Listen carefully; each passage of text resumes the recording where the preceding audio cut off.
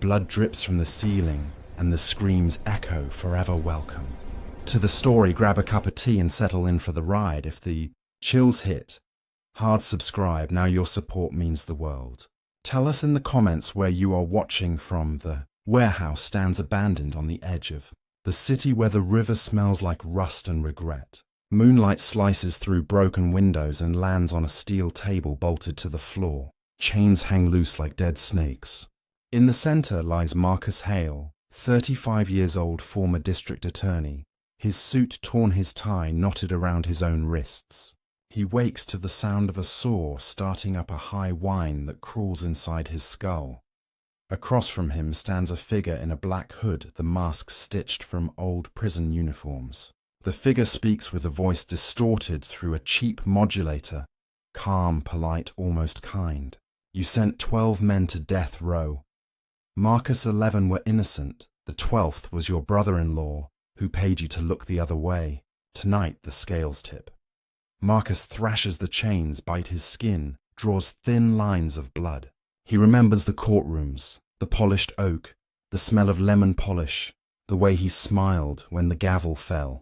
He remembers the envelopes slid across restaurant tables, the offshore accounts, the private school tuition for his daughter.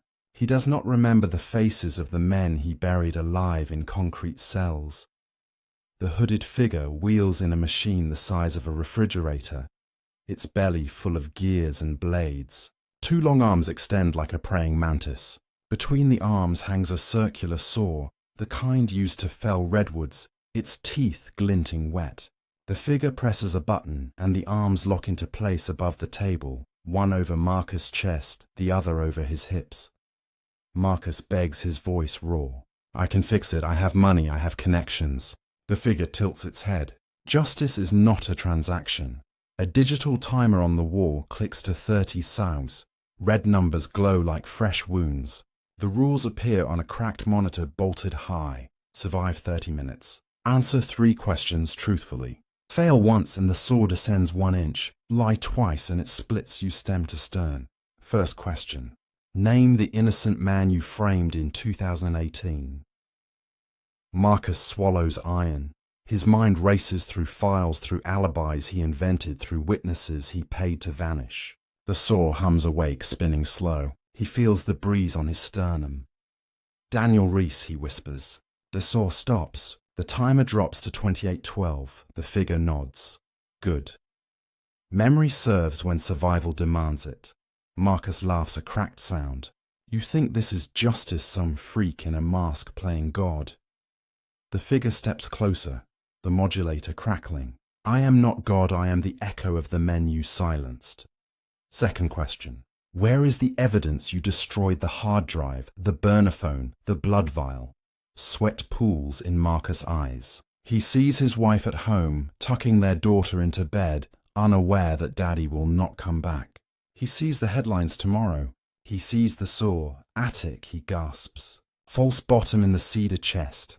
The saw lowers 1/2 inch, the teeth kiss skin, a paper cut of fire. Marcus screams. The modulator stays flat. Lie detected. He corrects himself, voice shaking. Buried under the oak tree behind the lake house, coordinates 41.0522 north, 73.7041 west. The saw retreats. Timer 25:44. The figure walks to a workbench, lifts a Polaroid camera, snaps a picture of Marcus' face mid-scream. The photo slides out white, then blooms red and flesh. The figure pins it to a corkboard, already crowded with 11 other faces, each crossed out in black marker.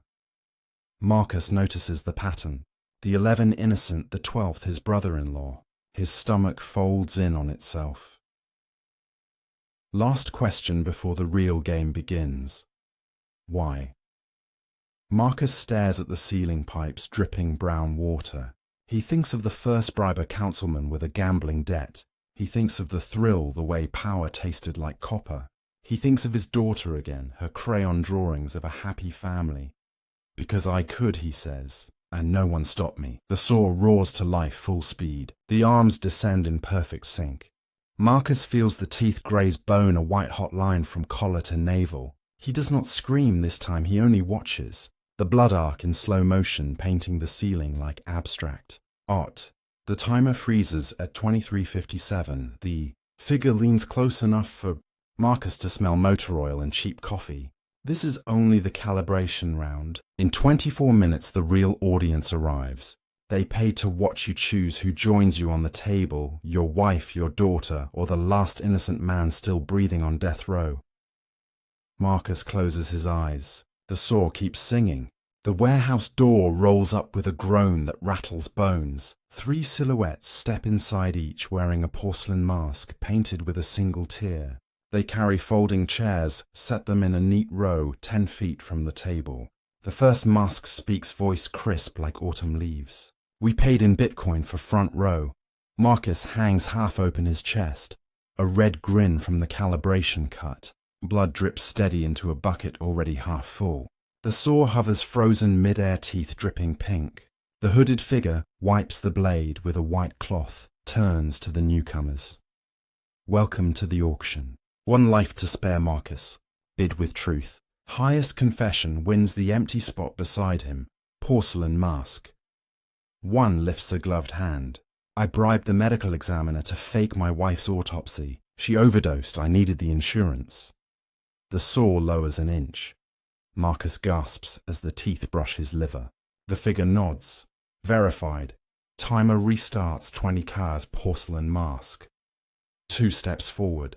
I leaked the merger details, sold my own company for 30 million, left 2,000 employees jobless. The saw drops another inch, ribs creak like old floorboards. Marcus whispers please through bubbles of blood. Porcelain mask. 3 hesitates, then speaks soft. I testified against my brother in the cartel case. He took the fall I walked. He dies next month. The saw halts. The figure tilts its head. All bids accepted. Now vote. The masks turn to each other, whisper behind porcelain. Marcus watches the timer bleed seconds. His vision tunnels to the bucket. The blood, the ceiling, the masks. Porcelain mask. 1 raises a finger. The brother. Let the innocent live. Mask 2 shrugs. The employees suffered more. Mask 3 stays silent, eyes wet behind the tear. The figure lifts a remote, presses once. A side door slides open. Daniel Reese, the man Marcus framed in 2018, stumbles in wearing prison orange, wrists cuffed. His eyes find Marcus, widen then narrow to slits. The saw revs hungry. The figure smiles under the hood. Majority rules. Daniel takes the table. Marcus, you watch. Chains release. Marcus drops to the concrete knees first. Blood pours warm down his legs. Daniel is lifted, strapped face up beside the empty half of the table. The saw splits the air between them, a steel horizon. Daniel Reese lays rigid, his prison tattoos stark against pale skin. The saw hangs above his sternum, spinning slow like a lazy fan. Marcus crawls to the wall chains, dragging leaves a red snail trail. The porcelain masks lean forward, elbows on knees. The hooded figure paces between the tables, voice steady. New rule. Marcus asks Daniel 1 question. Daniel answers true, or the saw takes a bite from both. Marcus lifts his head, blood in his teeth. He remembers Daniel in court, the way the man stood straight when the verdict hit. He remembers the forged DNA report, the paid lab tech, the jury, that never looked Daniel in the eye. Marcus coughs. Did you ever forgive me? Daniel turns his head slow. His eyes hold no hate, only exhaustion. Forgiveness is for people who sleep at night. The saw dips, kisses Daniel's chest, carves a shallow line. Daniel hisses, but does not scream. Marcus feels the echo cut across his own wound. The figure nods. Truth. Timer 12:30, porcelain mask. 1 claps once soft. Ask him where he hid the knife, Marcus. The one you planted. Marcus ignores the mask. His voice cracks. What did they do to you inside? Daniel smiles thin. They took my name. Gave me a number. Took my daughter's letters. Burned them for warmth. The saw lowers again. Teeth sink to bone. Daniel arches, spine popping. Blood sprays the masks, they do not flinch. Marcus presses his forehead to the cold floor. The figure stops beside Daniel, wipes the blade again. Last chance, Marcus. Confess the one thing you never told anyone. Make it count. or Daniel finishes the cut alone. Marcus thinks of the night he signed the false warrant. He thinks of the bottle of scotch, the mirror where he practiced his innocent face. He thinks of his daughter asking why Daddy works so late. He whispers, "I kept Daniel's wedding ring. Sold it for a vacation." The saw freezes. The warehouse goes quiet, except for the drip, drip, drip into the bucket. Daniel laughs once sharp. My Maria still asks where it went. The figure raises the remote. Timer 10 sighs. The masks stand in unison. Porcelain. Mask. 3 steps forward, pulls off the mask, reveals a woman, mid-40s, eyes red. She is Daniel's sister. She looks at Marcus like he is already dead. She speaks soft. My turn to bid. The saw spins faster. The air smells of hot metal and copper.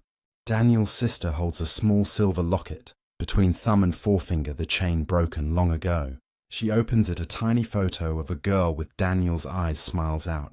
The hooded figure takes the locket, dangles it above the saw. The teeth blur silver. She bids her life for his.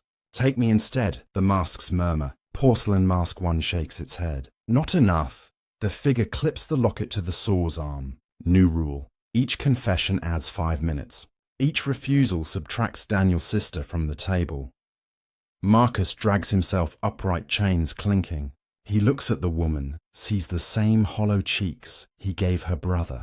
He speaks first. I blackmailed the judge with photos of his mistress. Timer jumps 15. Hwam. The saw lifts an inch from Daniel's chest.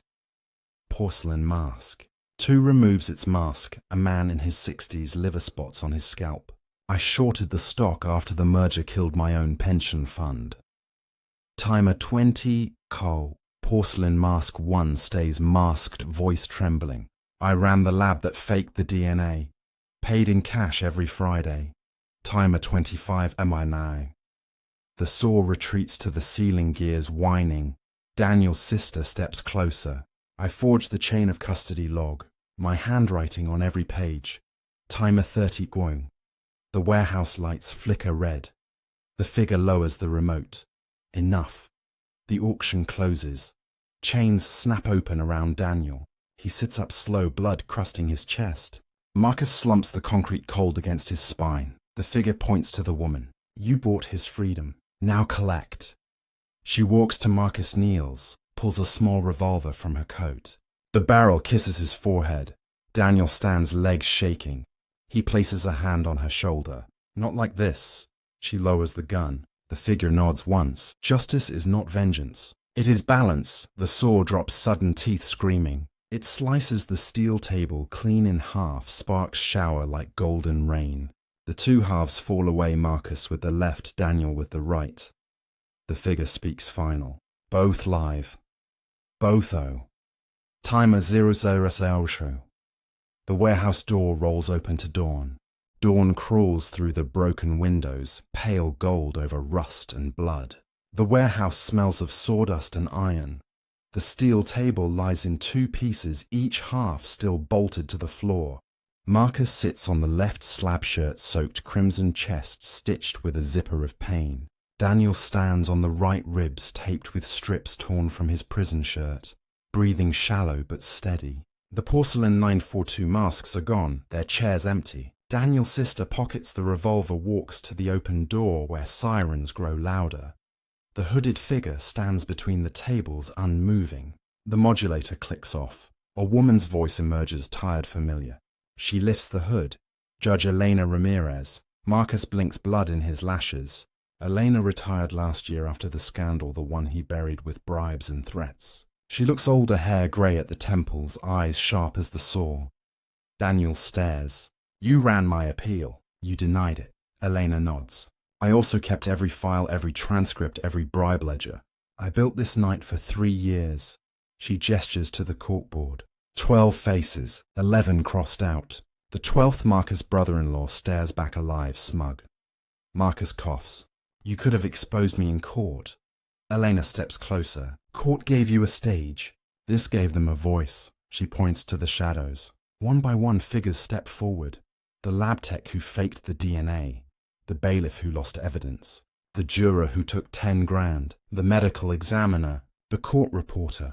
The janitor who burned the tapes. 11 people Marcus ruined now wearing plain clothes, no masks. They carry folders thick with paper.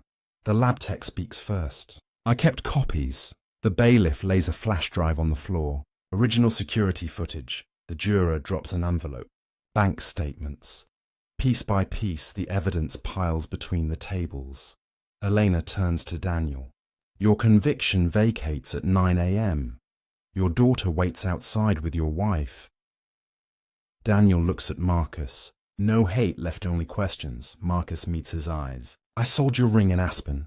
Bought my kid a snow globe. She still has it. Daniel nods once. Keep it. Elena kneels beside Marcus, checks the wound. You will live. Hospital is 2 miles.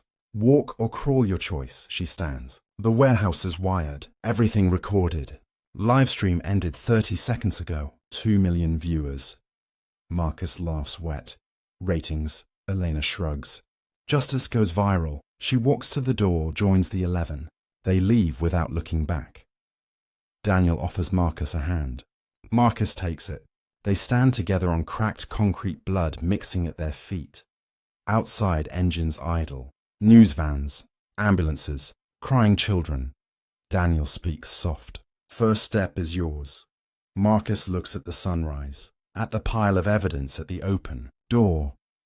He takes the step. The saw hangs silent. Above the ruined table teeth dull with dried blood, the warehouse door rolls shut behind them. The story ends where it began in light.